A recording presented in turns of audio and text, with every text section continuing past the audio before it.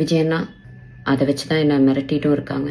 அதுக்காக பயந்து நான் அந்த வீடியோவை டிலீட் பண்ணவும் மாட்டேன், என் கருத்துக்கள்ல இருந்து பின்வாங்கவும் மாட்டேன். என்ன மிரட்டினா பரவாயில்ல, ஆனால் என்னை சார்ந்தவங்களையும் மிரட்டுறனால இதை சொல்ல வேண்டிய கட்டாயத்தில் இருக்கேன்.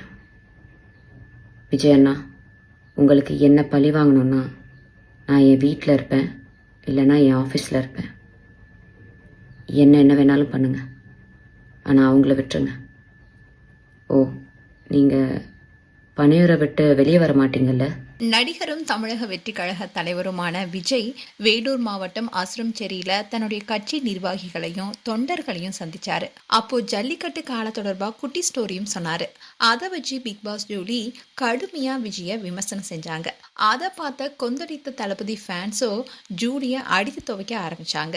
அதுவும் ஃபேன்ஸ் மட்டும் இல்லாமல் ஜூலிக்கு எதிராக சில பிரபலங்களும் கூட வீடியோவை ஷேர் பண்ணியிருந்தாங்க.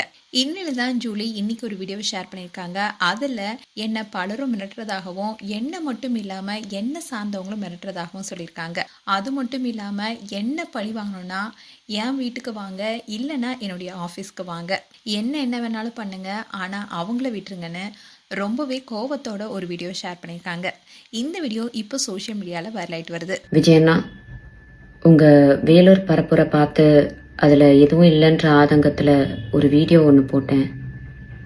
உங்களுடைய ரசிகர்கள், ஆமாம் அவங்க ரசிகர்கள் மட்டும்தான், ஏன்னா இன்னும் அரசியல் வயப்படலையே, அவங்க எல்லா சோஷியல் மீடியா சைட்லேயும் என்னை கடிச்சு வச்சிட்ருக்காங்க. இந்த மைனர் பசங்கக்கிட்ட இருக்கிறது முக்கால்வாசி என்னமோ ஃபேக் ப்ரொஃபைல் மட்டும்தான். அதை வச்சு தான் என்னை மிரட்டிட்டும் இருக்காங்க. அதுக்காக பயந்து நான் அந்த வீடியோவை டிலீட் பண்ணவும் மாட்டேன், என் கருத்துக்கள்ல இருந்து பின்வாங்கவும் மாட்டேன். என்ன மிரட்டினா பரவாயில்ல, ஆனால் என்னை சார்ந்தவங்களையும் மிரட்டுறனால இதை சொல்ல வேண்டிய கட்டாயத்தில் இருக்கேன். விஜயண்ணா, உங்களுக்கு என்ன பழி வாங்கணும்னா நான் என் வீட்டில் இருப்பேன், இல்லைன்னா என் ஆஃபீஸில் இருப்பேன். என்ன வேணாலும் பண்ணுங்க, ஆனால் அவங்கள விட்டுருங்க. ஓ, நீங்கள் பனையூரை விட்டு வெளியே வர மாட்டீங்கல்ல? நான் இன்னும் உயிரோடு தான் இருக்கேன். நான் வேணா பனையூர் வரேன்.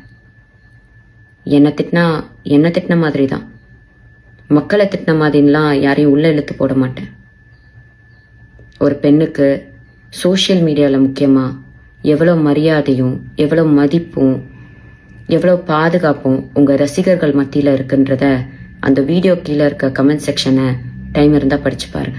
இதை தொடர்ந்து இந்த வீடியோ பார்த்த நெட்டிசன்ஸ்ல பல பேர், நீலாம் ஒரு ஆளே கிடையாது, உனக்கு தான் கல்யாணம் ஆயிடுச்சுல்ல, ஹனிமூன் எங்கேயாவது போக வேண்டியதானு திட்டிட்டு வராங்க.